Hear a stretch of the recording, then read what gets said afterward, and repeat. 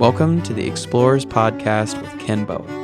Here, Ken connects with friends and peers to discuss issues in the world and practices to improve one's biblical perspective. This is Ken Boa, and I want to welcome you to Explorers Podcast. I'm with my new friend, Jay Richards, with the Discovery Institute. And Jay, I'm delighted to be with you in our time Ken, together. good to be with you. There's several things we were talking about before we began, and I always like a launch topic, and we came up with quite a new number of them already about the culture and the degeneration of it, and certain culture carriers, as well as the loss of a collective understanding of the foundation of anything that has to do with authority that's extrinsic. So that the interior life becomes the autonomous self, which trumps reason and evidence even. And so at the end of the day, then everything's up for grabs. And who's to say, who says who? SEZ. Yeah. Yeah. No, absolutely. I mean, you can see this in so many places. And in some ways, I think it's almost, the shift has only really in some ways taken place over the last 10 years. So that I'm thinking about 10 years ago or 15 years ago, when we were both sort of engaged in the debate over the so-called new atheism. It was claimed that it was based on sort of science and evidence and public reason and these sorts of things.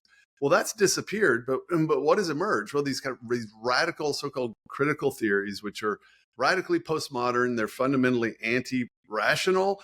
And they're so extreme that, for instance, gender ideology, which is the issue I work a lot on, gender ideology essentially says that biological sex doesn't apply to humans, this idea of male and female.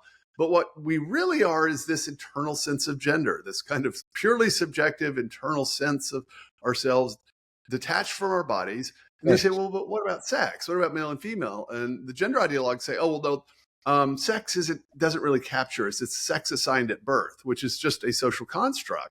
And to me, this signals a shift toward a fundamentally anti-rational stance on the part of our elite institutions, which 10 years ago were claiming to be based on public reason and sort of universal truth.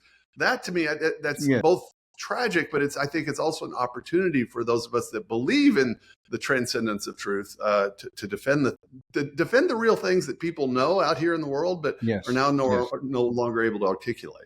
Yes. So there's been a radical change from at least what they appeared to be an appeal to reason or to evidence, some kind of scientism, even though it was scientistic, but nevertheless, it was still an attempt to ground it on basis of reason and evidence. And now, those having been disconnected, as I like to put it, our feet are firmly planted in midair. Because when you have an epistemology that doesn't really have to respond to reason or to reality of the empirical evidence, then anything goes.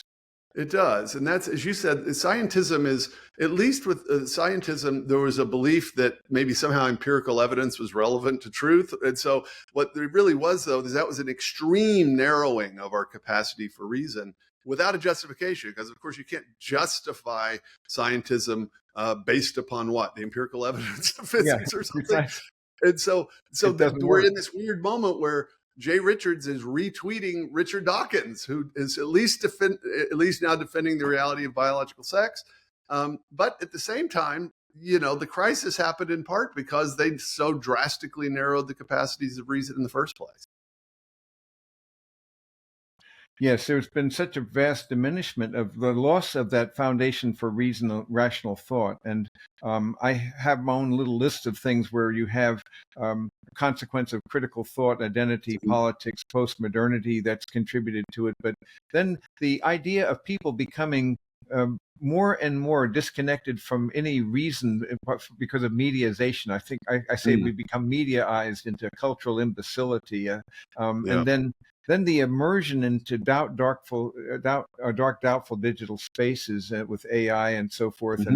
And then the social media where it's posing, preening, positioning, and posturing. And so there's no authentic self, but there's a disconnection between the authentic embodied self and the projected self, which is becoming more and more digitized and AI driven. So when you have that, then you can redefine anything, and sexuality and loss of boundary begins. And Neil, I forgot to mention your book that I haven't read yet, and I'm looking forward to seeing it. Fight the Good Fight of Faith, and how an alliance of facts and of faith and reason can win the culture war. Tell me more about your basic thesis there, because it seems to be quite consistent with what our discussion is about. Absolutely. I mean, James Robinson and I had written a book together back in 2012 called Indivisible, and we thought, oh, 2024, maybe we'll just reissue that. And I opened it, thought, okay, we were writing this book in 2011. This is almost like a different universe for how things have changed. I mean, same-sex marriage hadn't been, sort of dictated by the Supreme Court at that time. I think Barack Obama still had just said he evolved on the question. So that's how different it was. Yes. Now this needs to be a different book. It also needs to be a different book, not only because the the issues that we think about have changed, but because the background culture. I mean, I'm now in a situation where in some ways things were a lot simpler in 2012. It was still kind of simple left-right dichotomies.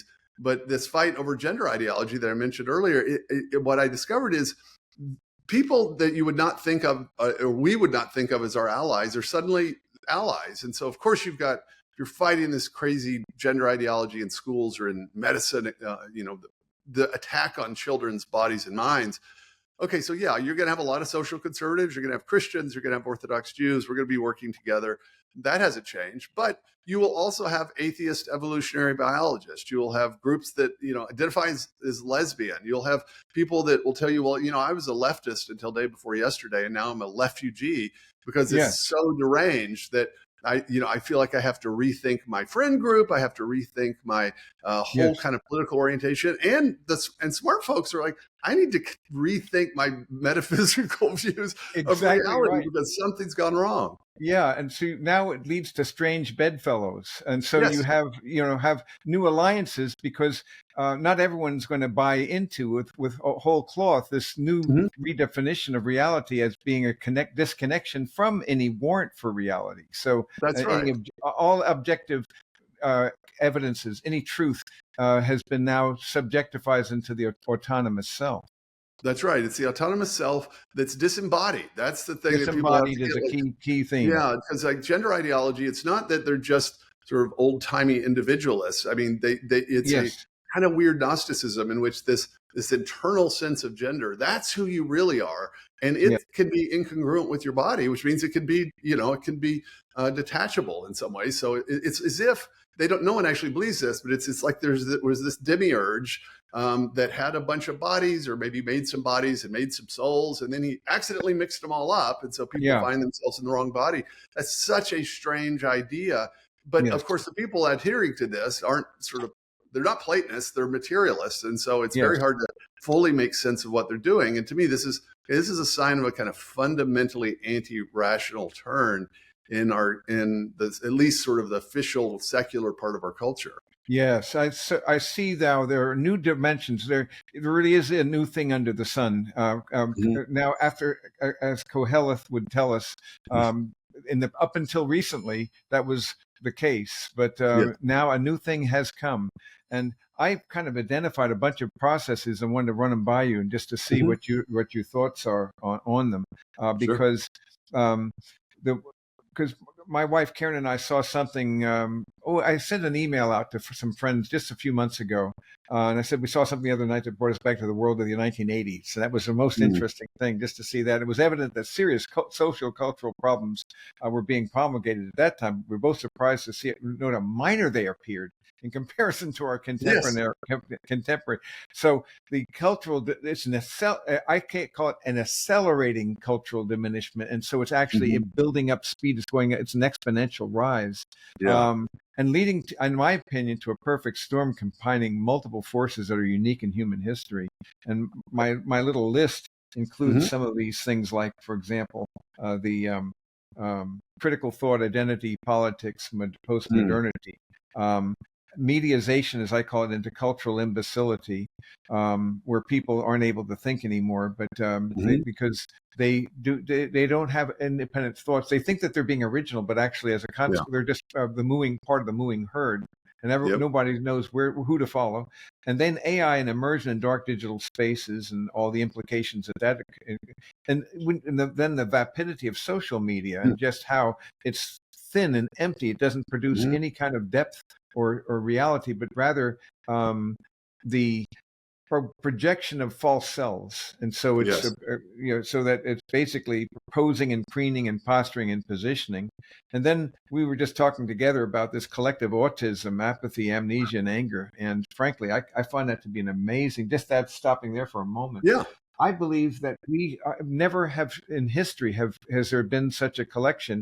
And once again, rather than wringing my hands in despair, I think it's a sign of the Yes. times in which we are in, and it's the times before the coming of the Lord. But that's being said, I want to not curse the darkness and Yes. shake a fist. But what do I love? I want to be known for what I know you that way too.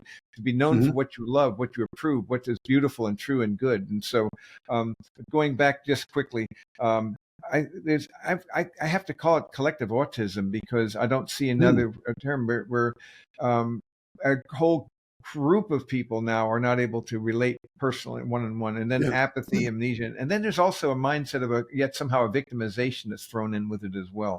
That's right. The degeneration of culture carriers. So you could take TV, you could take film, you could take Mhm. literature, you could take anything, and even examine that decade by decade from the 50s. Not to say that was an ideal time, but there were at least there Sure. was a collective value system. There was a collective morality, a moral consensus, shall we say, that was Mhm. largely embraced, even across the range. It was Yes. almost a bipartisan, but now that's been all kind of lost as well. And this take TV alone. Consider Yep. game shows or comedies or Mhm. parenting shows so family shows, and consider a Leave It to Beaver and A Father Knows Best if one is old enough to remember those old shows. But then compare that with the 60s and then the 70s and then Simpson, and then you get but you just it just gets diminished as you go by. Absolutely. and Yeah. and so it's true of any of these carriers as well. Redefinition of sexuality, loss of boundaries, kind of a mandated globalism that has large implications. And I find number 9 and 10 to be very clear as well. In the context of this, it's loneliness and breakdown of trust, because people do not have Mm. a sense of connection or meaning or identity or relationship, and so there's a kind of like a we're lost in the cosmos, to use a phrase Mhm. by Walker Percy. Yes. And, Ken, what I like about that list is that you have combined things that people often separate, namely Yes, ideas and technology. And so, philosopher types like me, we will tend to just treat history as if it's just the kind of outworking of these abstract ideas. But yes, ideas by themselves, I mean, if nobody knows about it, right, it's just in your head, it's not going to do anything. right. And if you look at the really sort of fundamental kind of cultural revolutions, they almost always take place in combination with something we would consider technology. And so, the birth That's control right. pill, that's a type of technology, the printing press.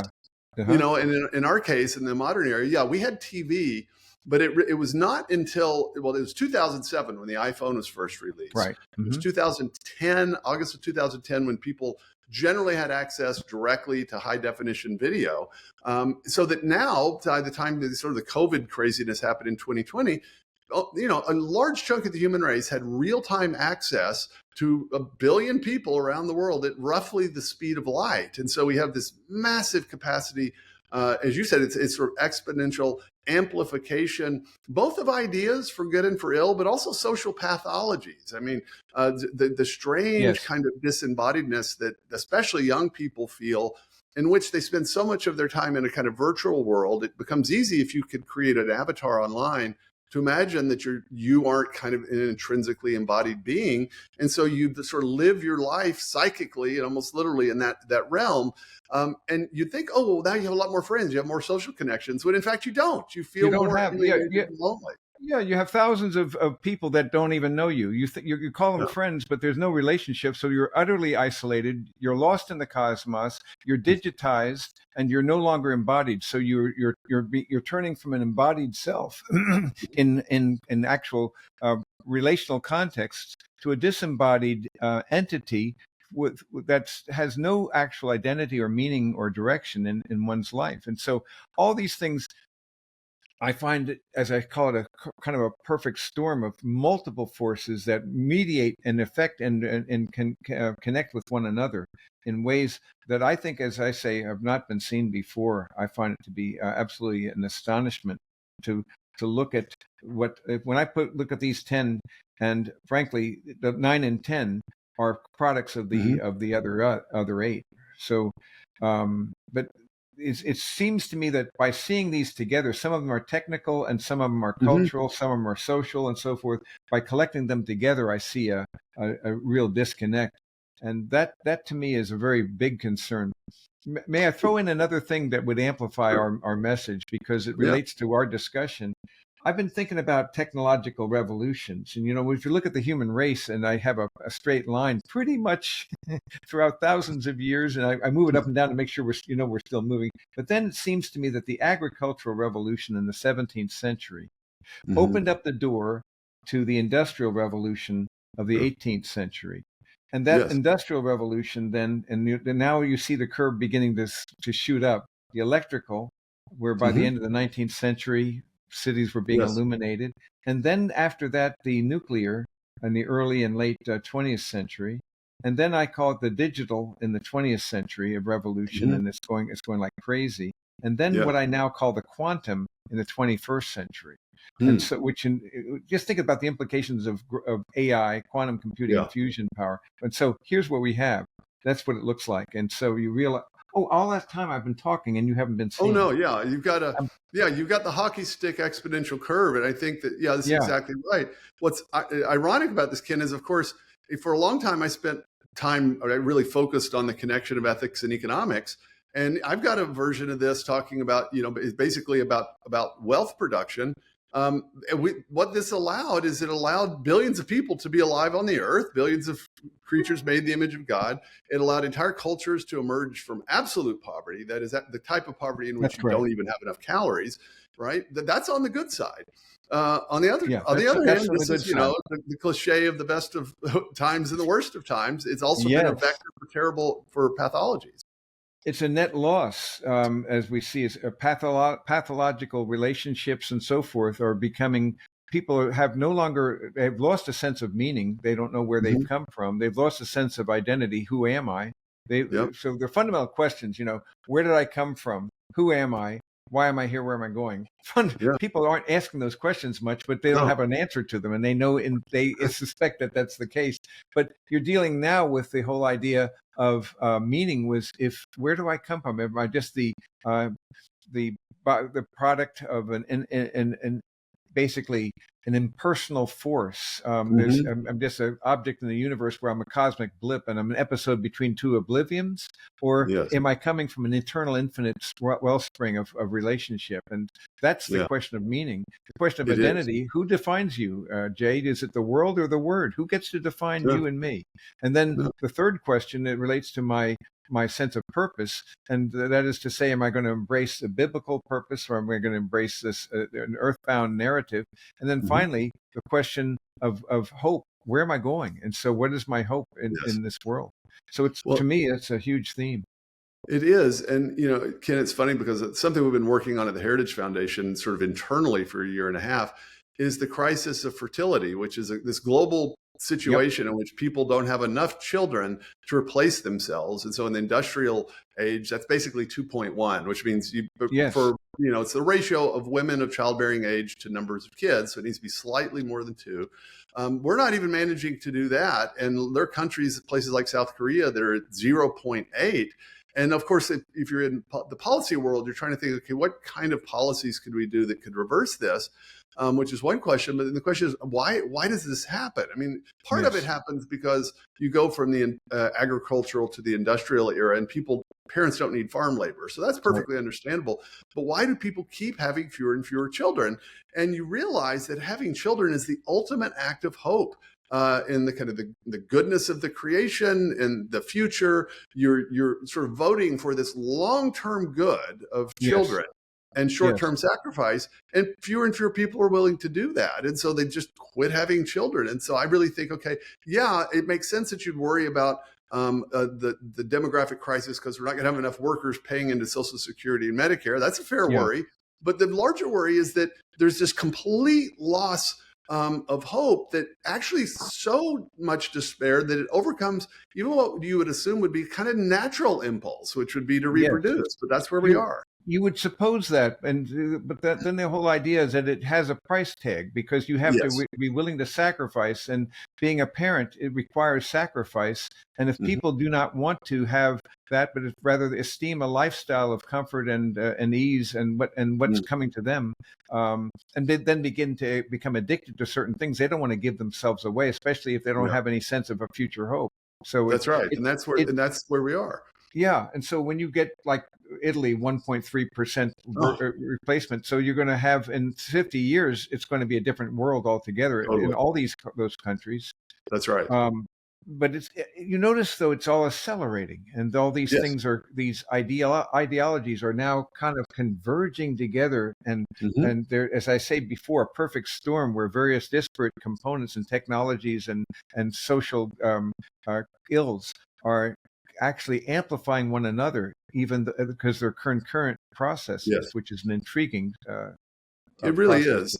And I think that just sounds intuitively right to people when you put it that way, that there is something different. And it is this phenomenon of acceleration in which the most radical ideas that no one had ever entertained can suddenly be everywhere all at once, whether it's the idea that you should lock down whole populations for a respiratory virus, or this idea that, you can separate from your body, and if you feel discomfort, you should just transform your body to conform to a distorted idea in your head rather than fixing the idea in your head. So again, the people have been mediaized into cultural imbecility.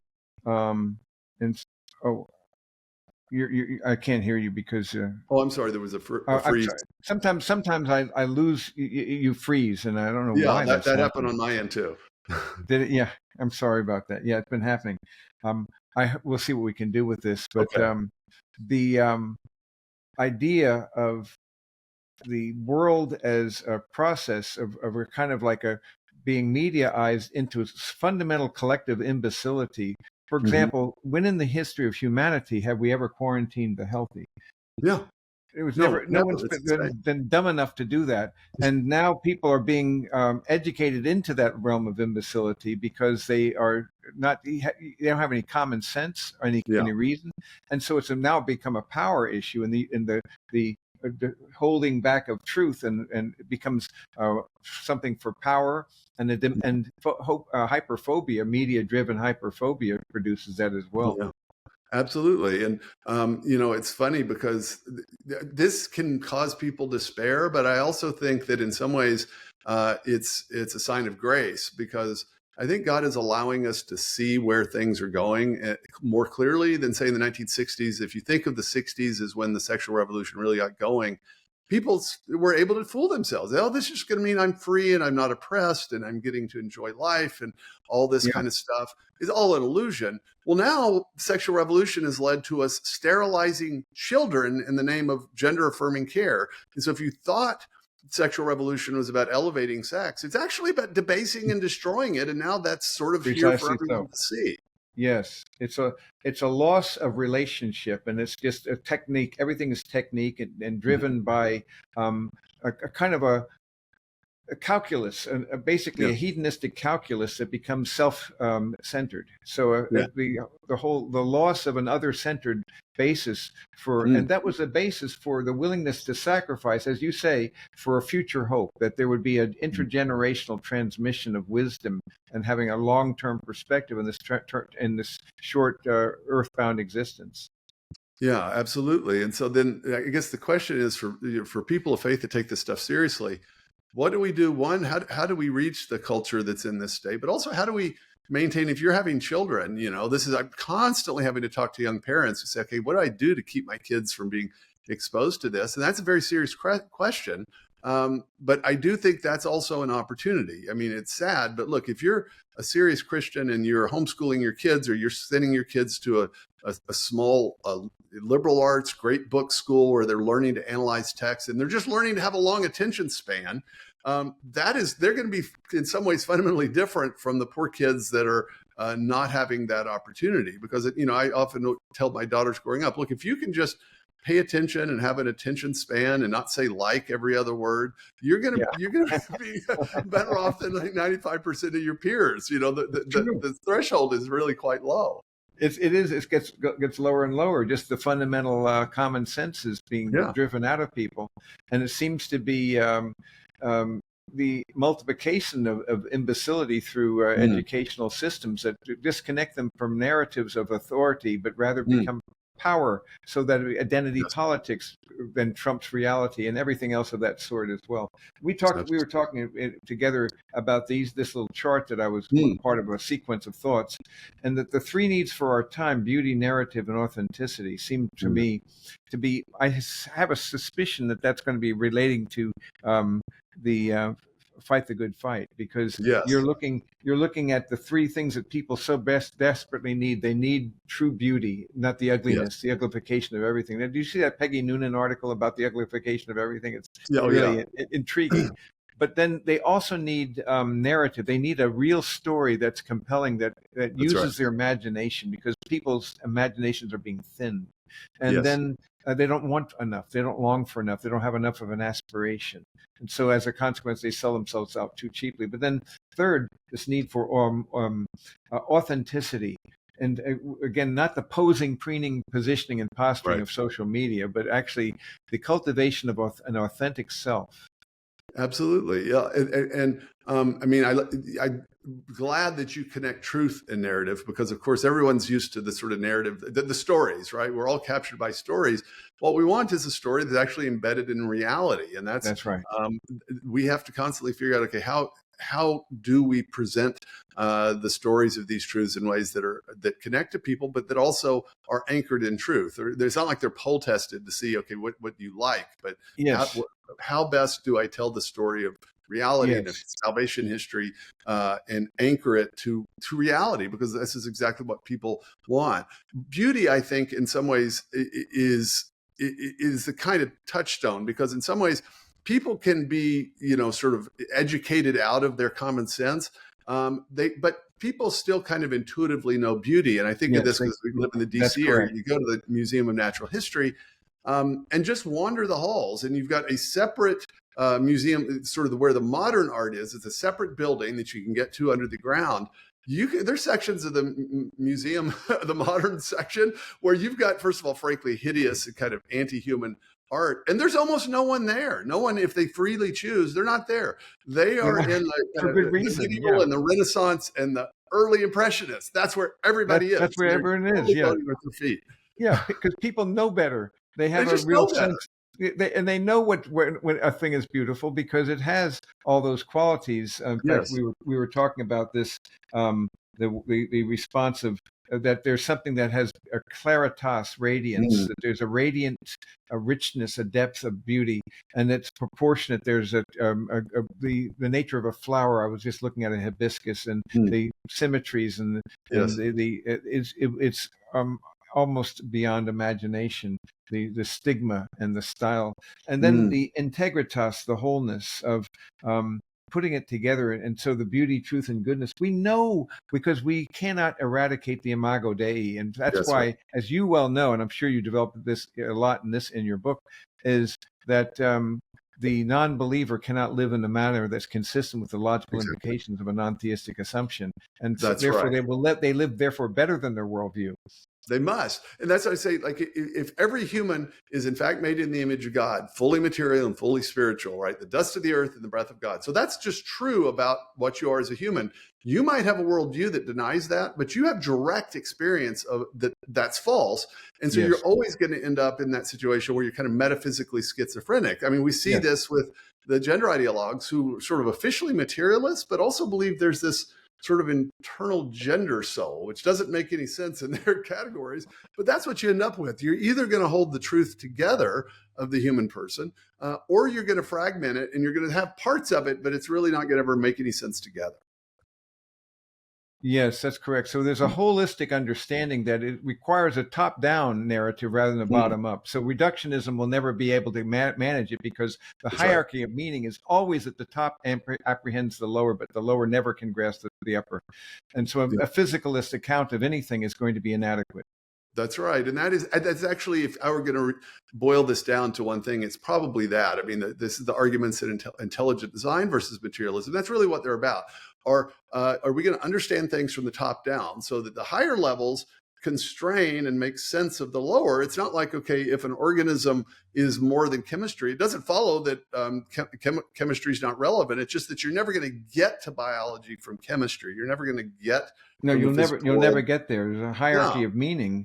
It reminds me of the gods must be crazy. And when the guy threw out a Coke bottle, in fact, I actually have a little thing I should do here in the hierarchy of meaning, where it's kind of fun because this in that funny film, he throws out this Coke bottle, and you remember this bushman sees it coming from above, and it had to be from the gods, a gift from the gods. He picks it up, and they find it's very useful as an instrument. And I can hammer yams with this, and hey, the gods must be crazy. They gave us something that we all need, but it creates a longing for something. So we send them send your big gift back to the gods. So, that's right. He's offering it to these people. He thinks, oh, they must be gods, and so he offers it to them.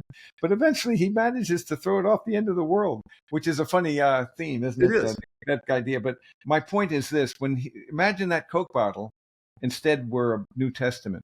And they were an illiterate culture. What would they do with it? You see, and on the level of hierarchy of meaning, you can go from quarks to molecules to paper and ink and symbols and then letters and then words. But then it's more than that. The grammar. But there's a syntax. Above that, ideas and content. Above that, rationality, morality, aesthetics, and the spiritual. And so I'm arguing that the higher can apprehend the lower, but never the lower the higher. Exactly. So it's that nothing buttery. It's the Archimedean reference point that carries us beyond that idea. Absolutely. So it's fun to do that. Yeah. Yeah. I mean, Ken, I think what's in some ways it sounds strange, but I'm sort of hopeful because what we have seen is we're now dealing with the results of these toxic ideas, which involve that, they kind of, if you think of it along one track, it's that kind of reduction of everything to the lowest component. You finally get with Stephen Hawking saying that gravity somehow itself creates a universe with gravity. We're now seeing the outcomes of these, and they're so fundamentally anti-human and anti-rational and grotesque that's an opportunity for us. It's like the clouds have parted. We've been on a train. We're going 100 miles an hour, perfectly happy, but the clouds part ahead of us, and we see the train, the bridge is out ahead. But we have an opportunity to see the bridges out and to stop the train and get going in the other direction. That's an opportunity. Yeah, it's an opportunity. There's a quest for meaning.